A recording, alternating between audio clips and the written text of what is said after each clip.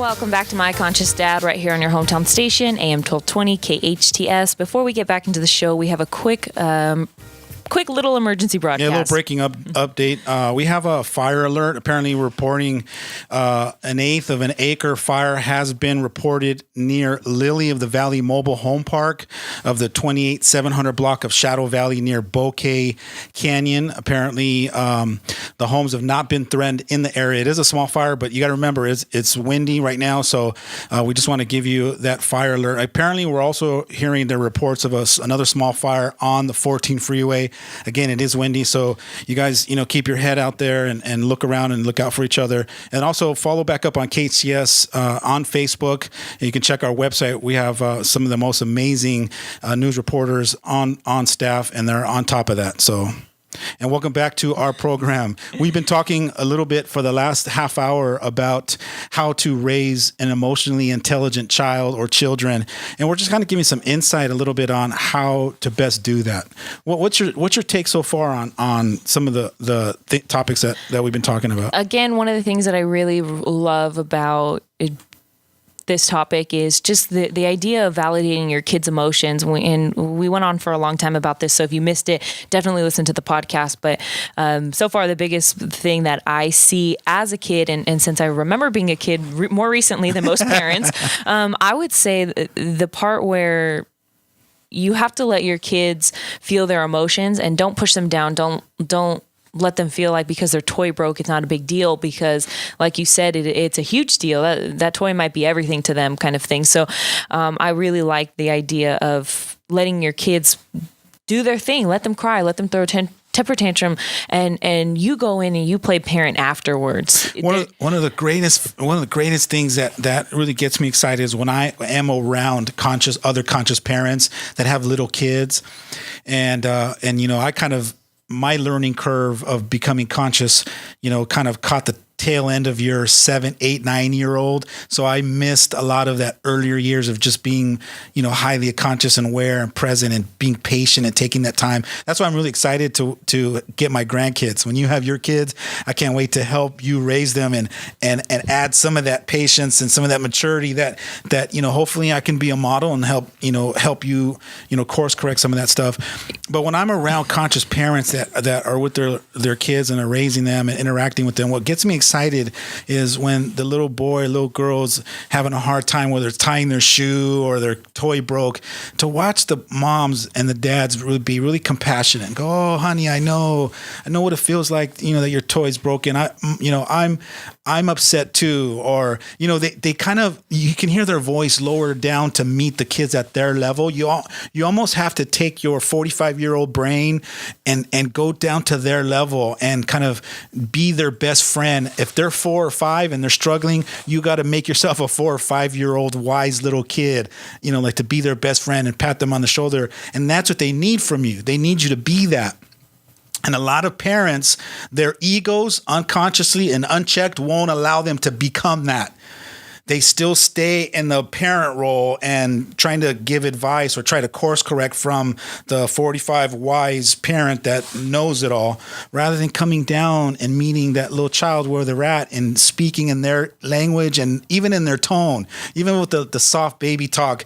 You need to kind of come down and be gentle with them. And to watch conscious parents shift into that role, I get so excited when I see that. It's funny because as you're describing that situation, I'm imagining just the grandparent role. Yeah. Because when I was little, I could never imagine my grandpa or my grandma or anybody yelling. It was always just so much love. And there's this funny home video that we have, and you guys are putting shoes on my brother, and he's a baby, and he's crying because he doesn't want to put his shoes on. And my grandma's yelling in the background, "Don't put them on, leave them alone." And it's so funny because that's totally the typical grandma or aunt role. You feel like you don't really have the responsibility, so you get to be the loving, caring one. Yeah, it's your brother, and he's 2 or 3, and I'm trying to put his shoe on, and shoe won't fit, and he's crying, and she's in the background, my mom, his grandma, and she's going, "What's the matter, mijo?"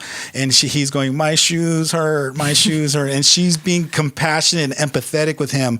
And here I am, this young 20-year-old kid that doesn't have the patience, and I'm trying to shove his foot into the shoe.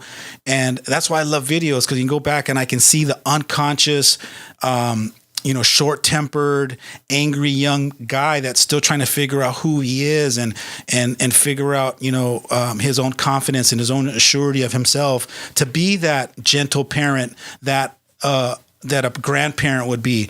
And I love this. And this is going to be another show that we're going to talk about grandparents, because when you evolve to a higher level of consciousness, and hopefully most grandparents, they get to that stage where they're more sure of themselves and they're calm and they're more gentle and loving and compassionate. And then the grandkids like you say, oh, grandpa's so loving and caring and he's so patient.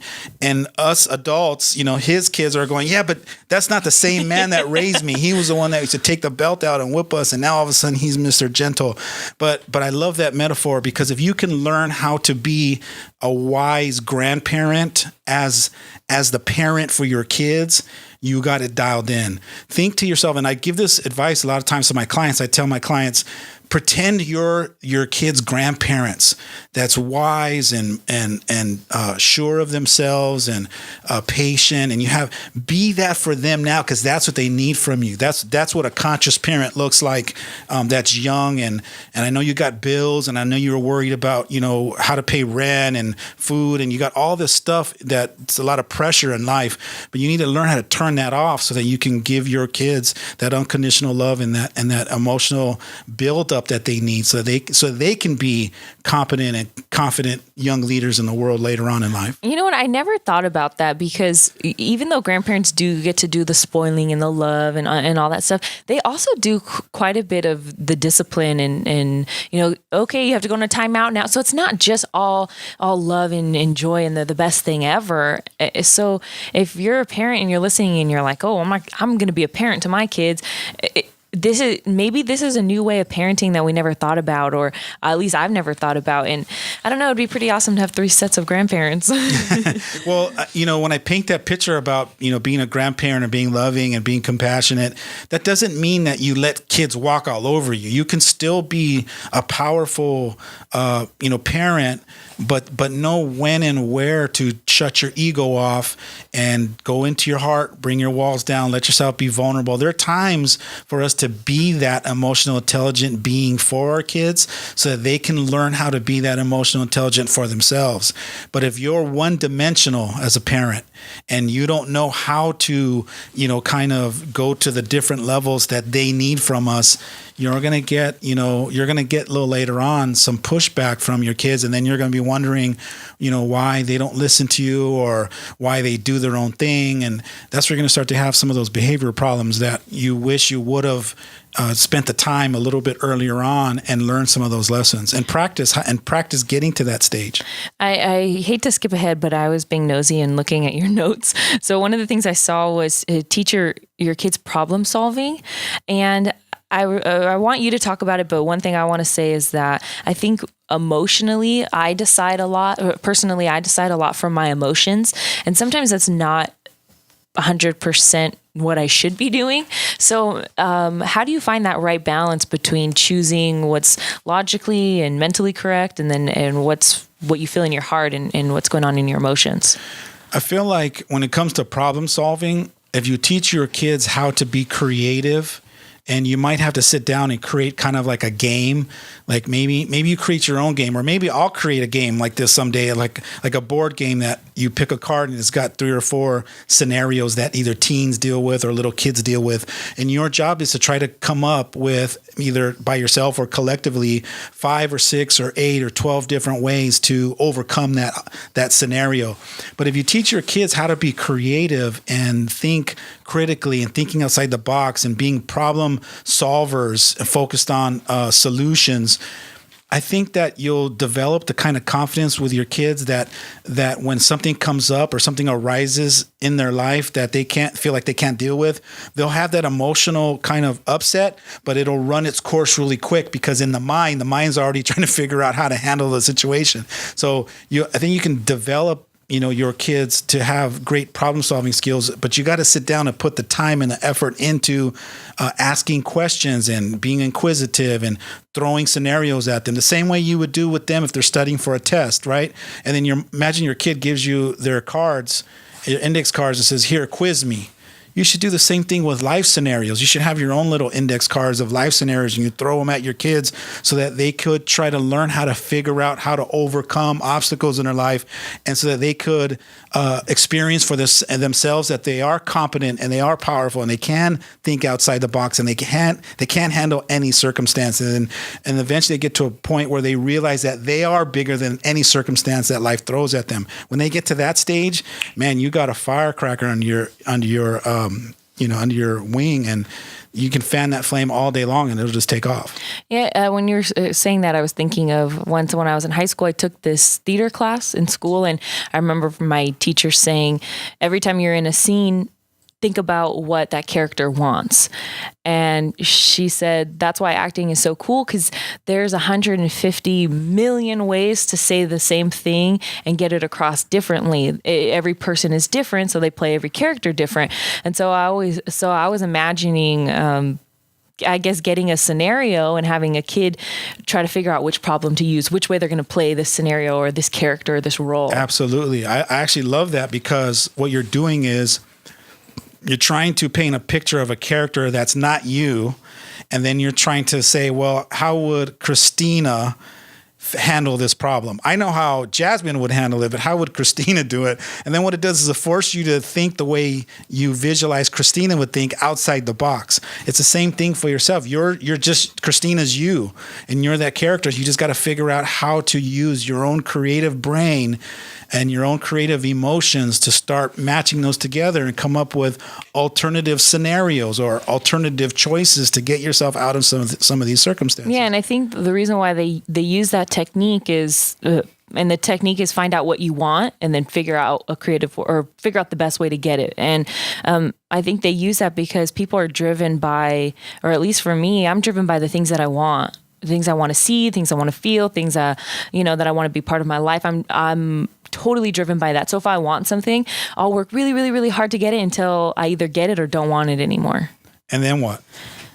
And I move on to the next thing that I want.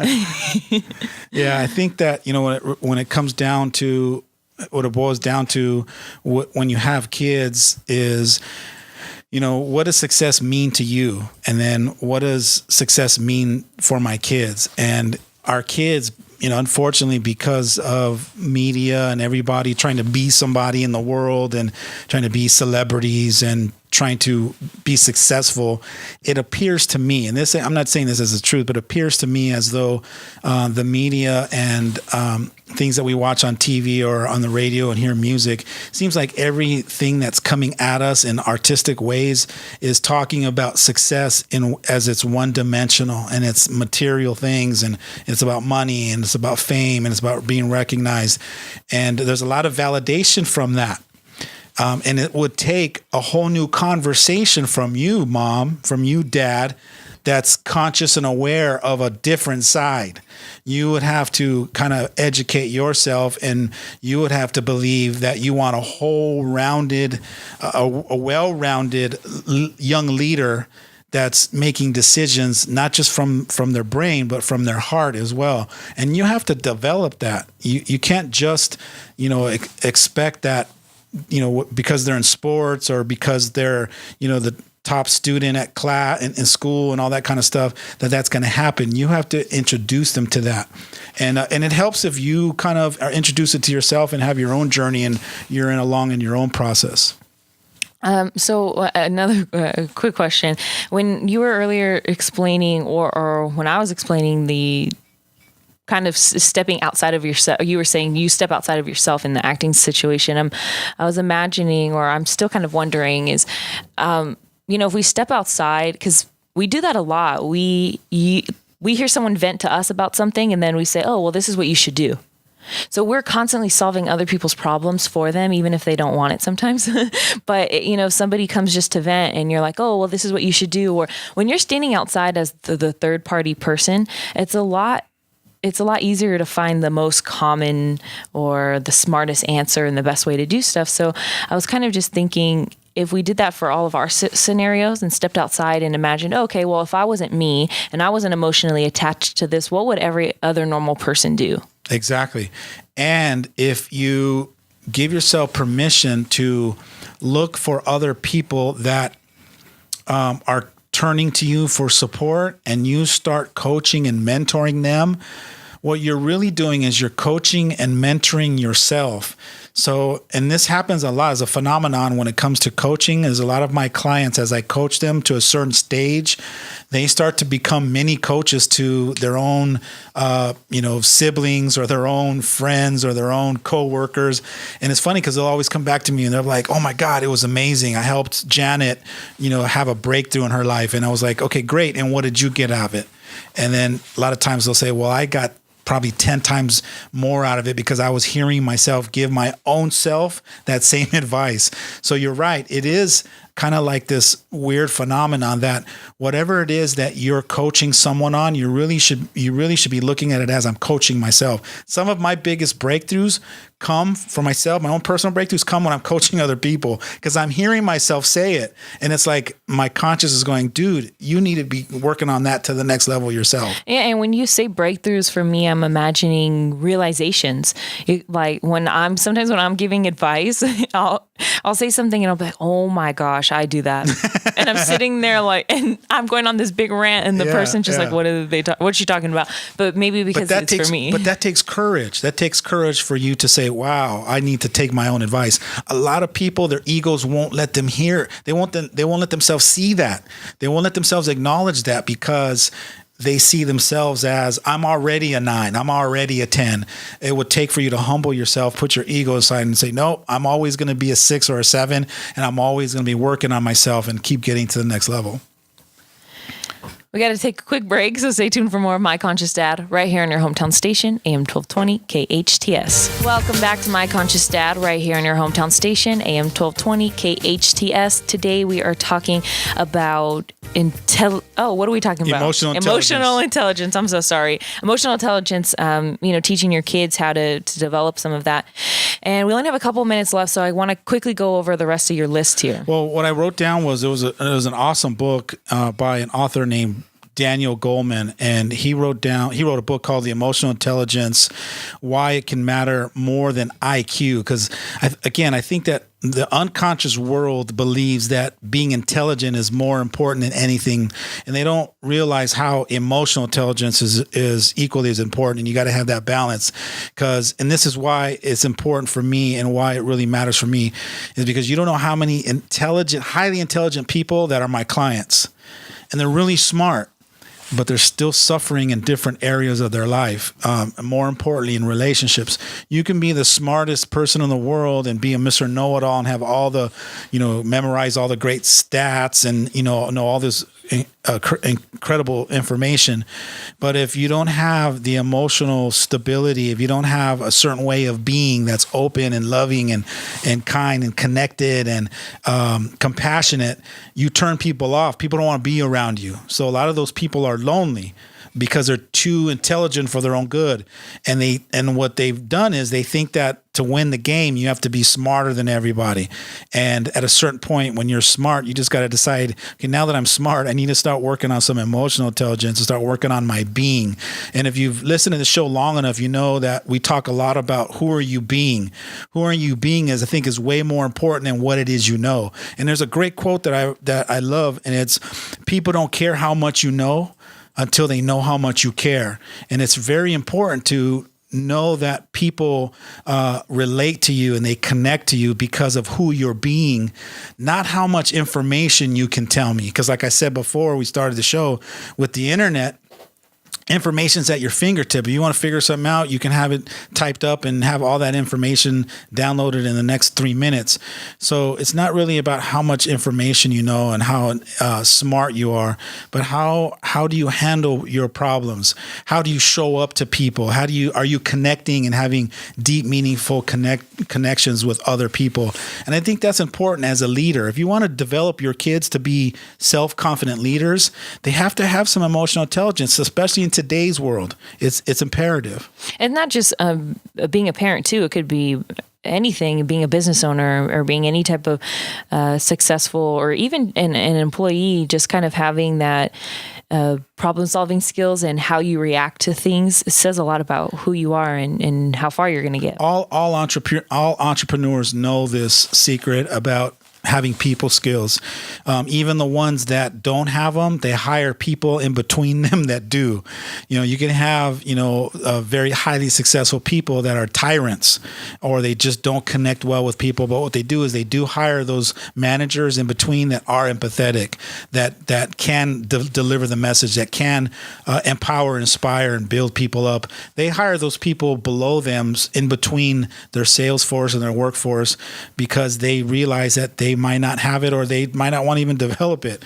But it is important, especially in today's world, to be able to develop that. And I think it's important for our kids to have that too. So let me go over the 5 things that I pulled from this book. Number 1 is self-awareness. Knowing your own emotions. You have to be self-aware, and you got to be able to know how you're feeling at all times and why you're feeling like that. It's not good enough to just say I'm mad, and then someone goes, well, why? And you go, I don't know. You have to know why you're mad. Like what distinctively is it that got you upset? Number 2 is self-regulation. Being able to regulate and control how we react to our own emotions. Number 3 is internal motivation, having a sense of what's important in life. I think that this one's really important, because a lot of our kids, they don't really have a good sense of how to prioritize what's important. Like for you, what do you think's important for you in your life? Do you have kind of like a check down list of what are some of the things you're going to put more attention to rather than others? I do, and it changes very often, and sometimes I catch myself putting certain things like work or friends higher than my family or relationships. So sometimes I have to catch myself and adjust that list. Like earlier, you said to me, when I want something, I go for it. That's part of this internal motivation, is having certain goals, being passionate and excited about certain things. Wanting things is a natural process that's inside of us. We yearn for things. We want a better relationship with our parents. We want to be successful in life. We want to start this goal. We want to accomplish this. So having that internal motivation is important as well. And then number 4 is empathy, understanding the emotion of others. This one's a big one for me. I coach in my practice. I coach a lot of my business professionals on how to develop more empathy, more compassion. Compassion is the art of being compassionate or having empathy for people that are suffering. And so there are people in our world that are suffering all the time, all day long. You just might not necessarily realize that they are. Are you aware that probably when you walk outside and you look around, people even that come up to you that are bubbly and got a smile on their face, that they're silently suffering? Did you know that? Yes, but it's also not because I spend so much time thinking about myself and what I'm doing that every time I see somebody, I'm not thinking about how they're doing. Honestly, exactly my point. We walk outside and we're so filled on what am I going to do? What do I need? What's next for me, that we don't realize that, if you look down and you pointed out, counted out 5 to 10 people that, 2 of them are highly depressed. One of them probably wants to commit suicide. And we don't realize that, people are suffering all around us. And part of us developing that part of our kids is important. Why do you think it would be important to help our kids develop the empathy in their heart so that they can be in tune with that? Well, one, it kind of goes a little bit back to the people skills thing. People want to know that you care about them. People want to know that you're not just thinking about yourself, and people are going to trust you more, and they're more inclined to want to be your friend, do business with you, etc. If they feel you're authentically thinking about them. That's right. If you're being, and if you've practiced honing in the being of empathetic and compassionate, you're showing up like that authentically to others, which triggers them now to trust you more. Trust is critical in everything you do. And so you being empathetic authentically and compassionate authentically, other people can feel that. It's like they can sense it. Sometimes I sit down with someone at the airport and we just having a casual conversation, and then all of a sudden they just start opening up and they're like telling me their whole story. And a lot of times, quite often, I'll have people go, I don't even know why I'm telling you, because I don't even know you. And it happens all the time. And it's not because of, it's definitely not how I look. I don't look like I'm this teddy bear that just, will take all your secrets and take all your your misery away, but it's something about who I'm being and how I've developed to be that authentically in my life, that people just feel safe, so they just open up and share. And that's important for us to teach our kids how to connect into that. And then number 5 is social skills. Being able to build social connections is important for our kids, because they're going to have to learn how to get along with the rest of the world. In today's world, more success is being created in teams. And I don't know if you've noticed that, but in the last probably 5 to 8 years, teams and creating teams is important, because a lot of us trying to do stuff on our own isn't really what's the necessary components to be successful. So team's important, and you got to be able to learn those social skills. That's all the time we have for today, but thank you so much for joining us today on My Conscious Dad, right here on your hometown station, AM 1220 KHTS.